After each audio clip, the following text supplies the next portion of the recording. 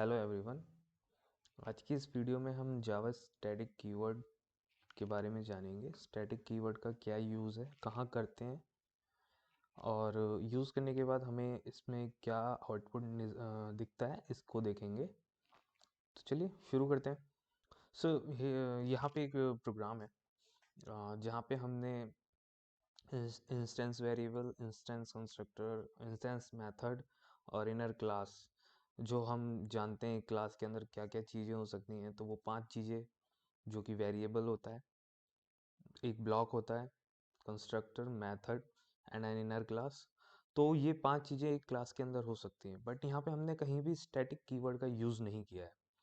तो जब हम स्टैटिक कीवर्ड का यूज़ नहीं करते हैं तो हमारा जो आउटपुट है वो इंस्टेंस के वेरिएबल, इंस्टेंस, मेथड, इन सब में आता है। तो यहाँ पे जो आउटपुट है वो सीरीज वाइज देख सकते हैं आप। This is a block. एक ब्लॉक को जो है वो प्रिंट हुआ है, कंस्ट्रक्टर प्रिंट हुआ है, मेथड प्रिंट हुआ है। The value of x in the method, method name is math, return type is wide. आप कुछ भी ले सकते हैं, इंट भी ले सकते हैं। So and the inner class, हमने ये भी देखा था कि इनर क्लास को हम कैसे कॉल करते हैं, उसका ऑब्जेक्ट कैसे क्रिएट करते हैं। एंड इनर क्लास को हमने यहाँ पे ऑब्जेक्ट क्रिएट करके इसे इनिशियलाइज किया है। सो यहाँ पे हमने ये देखा कि एक इंस्टेंस वेरिएबल को और इंस्टेंस मेथड को कैसे यहाँ पे हम प्रिंट करते हैं। नाउ आज हम देखेंगे स्टैटिक को हम कैसे प्रिंट करते हैं। So Java static keyword, what is static? So there will be times when you will want to define a class member that will be used independently of any object of that class. कई बार हमें जो भी है किसी member को ऐसे define करना पड़ता है या करना चाहते हैं कि हम उसे इंडिपेंडेंटली यूज़ कर सकें किसी भी क्लास के ऑब्जेक्ट को क्रिएट किए बिना। हमें ऑब्जेक्ट बनाने की ज़रूरत ना पड़े और हम उस पर्टिकुलर मेंबर को एक्सेस कर सकें, उस पर्टिकुलर मेंबर को प्रिंट कर सकें, आउटपुट में दिखा सकें। सो ऐसे मेंबर को क्रिएट करने के लिए, to create such a member precedes इस declaration with the keyword static. उसके डिक्लेरेशन से पहले हम स्टैटिक कीवर्ड का यूज़ करते हैं। उस पर्टिकुलर मेंबर जिसे हम स्टैटिक बनाना चाहते हैं उसके डिक्लेरेशन से पहले हम स्टैटिक कीवर्ड का यूज़ करते हैं। जब एक मेंबर स्टैटिक डिक्लेयर्ड हो जाता है, that can be easily accessible, और उसमें हमें किसी भी ऑब्जेक्ट को क्रिएट करने की ज़रूरत नहीं पड़ती या फिर किसी भी ऑब्जेक्ट का रेफरेंस लेने की ज़रूरत नहीं पड़ती। It can be accessed before any object of its class are created and without reference to any object. हम उसे एक्सेस कर सकते हैं बिना किसी ऑब्जेक्ट को क्रिएट किए बिना, पहले, उससे भी पहले, और या किसी भी ऑब्जेक्ट के रेफरेंस से हमें उसे बुलाना हो तो उसकी भी ज़रूरत हमें नहीं होती है।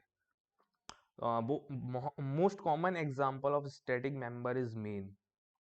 Main is declared as, main class जो होती है हमारी, तो main is declared as static because it is called before any object exist.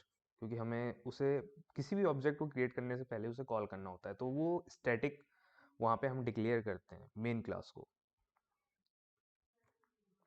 And what is static variable, method and block? As soon as the class is loaded or the static statement are run, जैसी class load होती है ना, सभी static जितने भी static statement है वो run होने लग जाते हैं। दे इनिशलाइज, वो इनिशलाइज हो चुके होते हैं। द वेरिएबल जो होता है उसकी वैल्यू पहले कुछ ना कुछ सेट हो जाती है, उसके बाद जो स्टैटिक ब्लॉक है वो एग्जीक्यूट होता है जिसमें हम मैसेज को प्रिंट कराते हैं। फिर स्टैटिक मेथड, और उसके बाद जो वेरिएबल हैं उसे हम इंडिपेंडेंटली यूज़ करते हैं। जो स्टैटिक मेथड है उसको जो हम कॉल करते हैं आउटसाइड इट्स क्लास, उसके क्लास के बाहर कहीं कॉल करेंगे तो उसका एक जनरल फॉर्मूला है, जनरल फॉर्म है, that is class name dot method. Class का नेम होगा और उस मेथड का नेम होगा जो कि स्टैटिक होगा। क्लास जहाँ पे वो मेथड डिफाइन हुआ होगा उसका नाम, the name of the class, and the method, the static method, class name dot method name. So इसकी हेल्प से हम उस पर्टिकुलर मेथड को एक्सेस कर सकते हैं आउटसाइड फ्रॉम इट्स क्लास। हमने अपना आउटपुट देखा था जब हम केवल इंस्टेंस मेथड और इंस्टेंस वेरिएबल में बात कर रहे थे, तो हाँ आउटपुट जो है वो as a series, this is block, this is constructor, this is a method and the value of the variable x and the inner class, ये प्रिंट हुआ था। अब अगर हम एक स्टैटिक ब्लॉक यहाँ पे ले लें तो क्या होगा आउटपुट।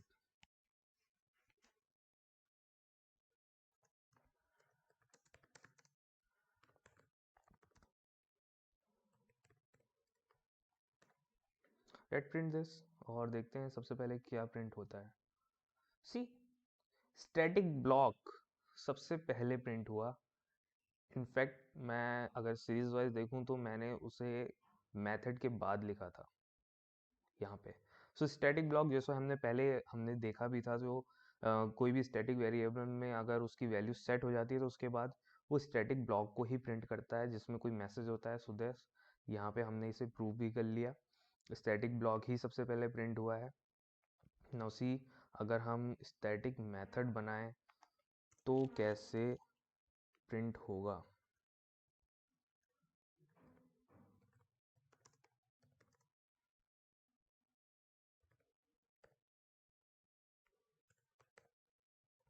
यहाँ पे मेथड का नाम मैथ ले लिया है, आउट करेंगे this is a static method. So static method को हम जानते हैं कैसे, हमने बोला था।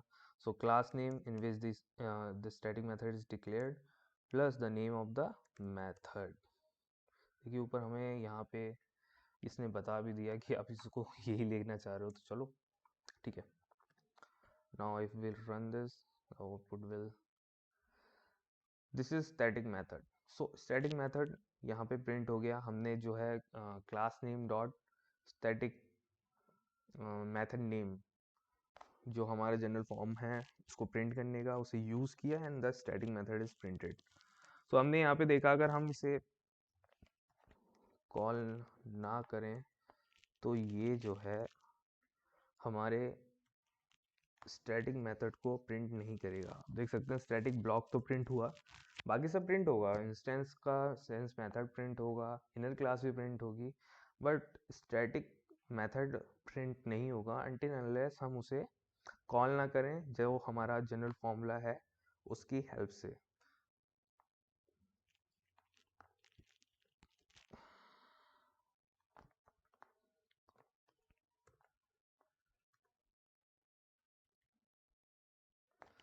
सो this is all about the static keyword, how we use it, क्या यूज है वो हमें समझ में आया यहाँ पे। तो मिलते हैं नेक्स्ट वीडियो में।